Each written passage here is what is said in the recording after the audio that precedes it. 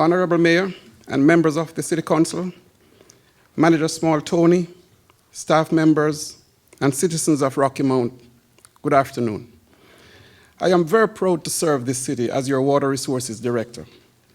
At the request of Council, I am here to provide to you an update on the quality of our water and the efforts we are making towards preserving our water infrastructure.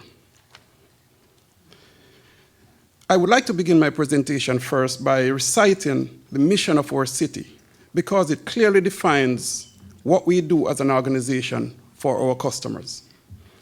The city's mission is to advance community well-being, safety, and quality of life by delivering exceptional municipal services. The mission of the Water Resources Department supports this larger mission and seeks to produce and deliver the highest quality water in an environmentally responsible manner to preserve the public's health and safety. These are not just fancy words on a board. We live by these ideals. It is important to note that of the many essential services and exceptional services that all the departments across the city provides, Water Resources is the only department that produces a product that goes inside your body every day. Water is life. It is for this reason that we operate our water treatment facilities in such a manner that quality is always a top priority. For us, it is more than just meeting regulatory standards. It is about delivering the best quality product. We are very fortunate in Rocky Mount to have one of the best water sources in the region, the Tar River. This is a picture of our beautiful Tar River Reservoir, which impounds approximately 1,650 acres and 3 billion gallons of water. This is one of our major water infrastructure. The water treatment process is both a physical and a chemical process. In its simplest form, raw water is pumped from the river to the plant, where chemicals are added to bond the solids together. The water then moves to a larger holding tank, where the solids will settle to the bottom, sedimentation. The much cleaner water is then filtered through a filter bed of sand and other media to further remove impurities. The final stage is a disinfection process which kills or deactivates pathogens using chlorine. Pathogens are disease-causing microorganisms. The finished water is also treated with fluoride to support dental health before being pumped to our customers.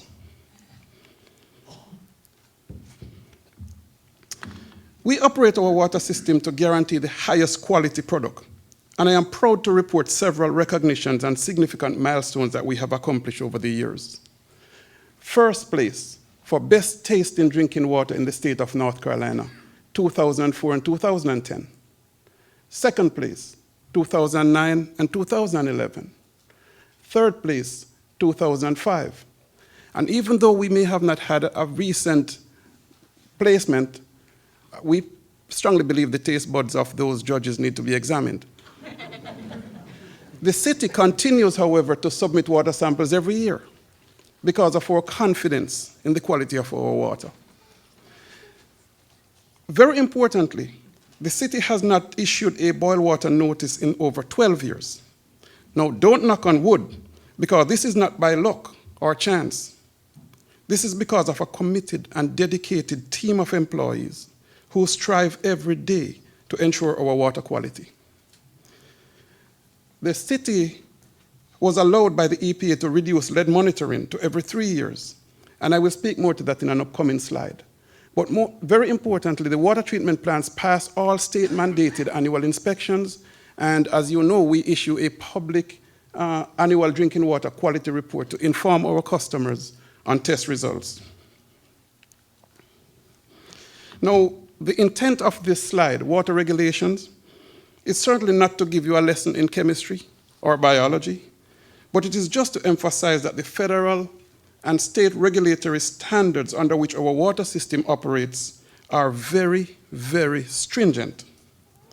We are required to test for and report on a routine basis all these potentially harmful chemical and biological products to protect the health of the public. Apart from the hourly and daily process control testing that is conducted, we are required to test monthly, quarterly, yearly, and every 3 to 9 years for these additional parameters. I highlighted lead because this has become an area of concern for many of our customers, given the 2015 incident in Flint, Michigan, and the recent comparison to our water system.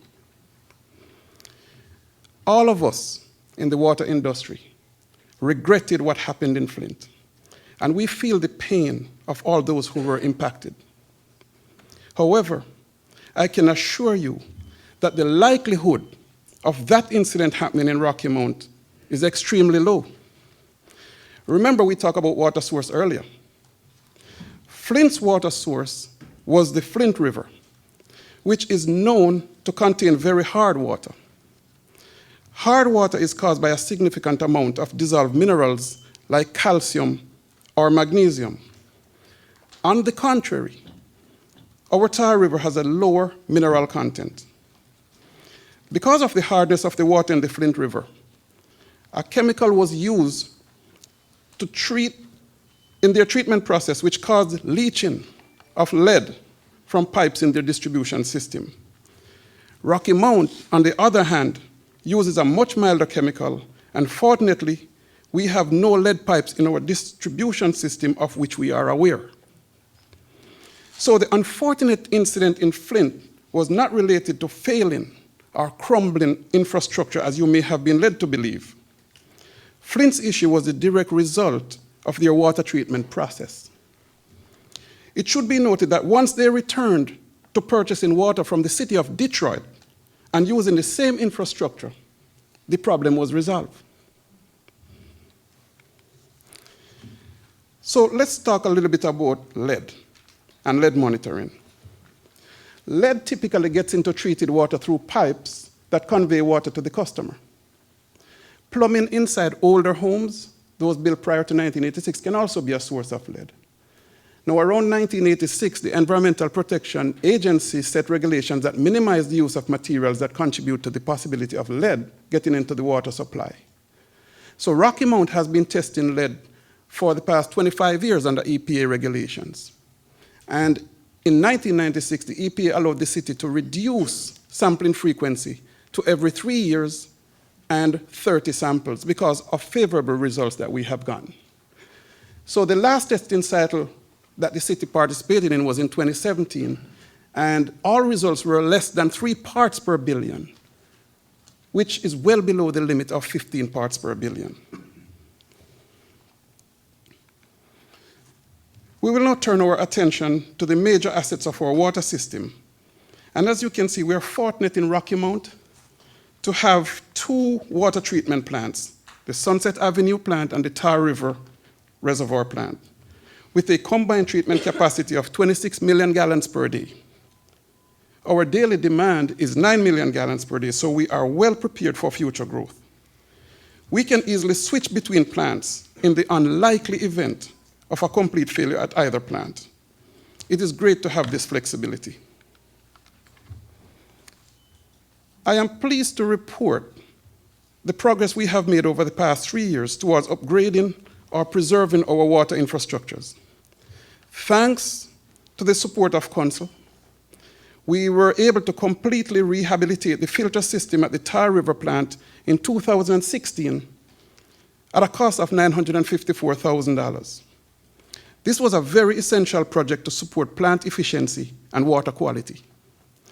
We are currently replacing a 1990 model high-duty pump at the Sunset Avenue plant at a cost of $750,000.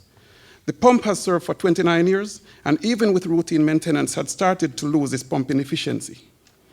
This pump is critically important because failure could result in loss of water to our customers. In total, Council has approved over $3.5 million for water infrastructures in just the past 3 years.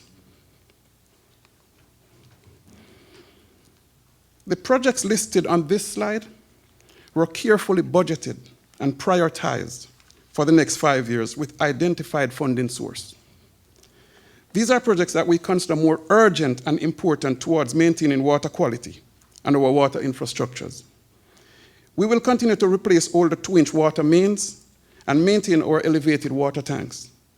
As you drive around the city, please take note of the nicely painted water tanks. This is one of the more visible projects, but we are also doing less visible projects such as raw water screen replacement. Council recently voted to approve these projects in the FY 2024 Capital Improvement Plan. So these needs are met in the amount of almost $9.5 million.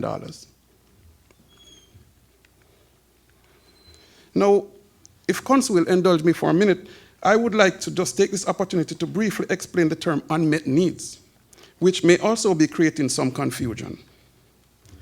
Unmet need is a budgetary item. It's a budgetary term used to describe projects that we have identified as important, but not urgent, and to which no funding has yet been allocated. Projects that are identified as unmet needs has little to no impact on current operations in terms of water quality or infrastructure. These are projects that we intend to address as needed. The Jacobs report identified a total of $62.3 million as unmet needs over a 5-year period allocated between wastewater, water, and stormwater. We believe this number was overly inflated. For example, $32.9 million was estimated for wastewater, but included in that total was $10.5 million for a 27-inch sewer line rehabilitation. Once the engineering study was completed, this estimate was reduced to about $5 to $6 million. In fact, Council has already approved $2 million from sewer fund to address the first phase of this project, which is currently being advertised and should be completed this budget year. So this project is no longer considered an unmet need. Our internal assessment identified specific projects in each utility at an estimated cost of $5.468 million over the next 5 years as unmet needs. Please remember, all cities have unmet needs. This is not unique to Rocky Mount, and our water infrastructures are by no means failing or crumbling around us. It is also important to note, and I am sure our budget manager and finance director will attest to the fact that our water and sewer fund would allow us to financially respond to any unforeseen emergencies. But in the interim, we are proactively addressing areas of concern. Before we close, I would like to quickly introduce our water treatment superintendent, Mr. Jim Conley. Jim, will you please stand? Our water and sewer superintendent, Mr. Nate Williams. And Amanda James, who was recently promoted to the position of Water Quality Services Superintendent. These are the folks who are leading their teams behind the scene to maintain our water quality and infrastructure, and they are doing an outstanding job. Thank you, guys.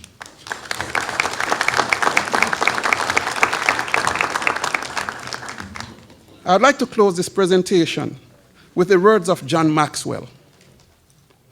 The pessimist will complain about the wind. The optimist expects it to change. The leader will adjust the sails. To our citizens and water customers, our city leadership team is adjusting the sails every day to ensure that your water quality and water infrastructures are highly maintained and sustainable for generations to come. So go forth and enjoy our city water with pride and confidence. Thank you.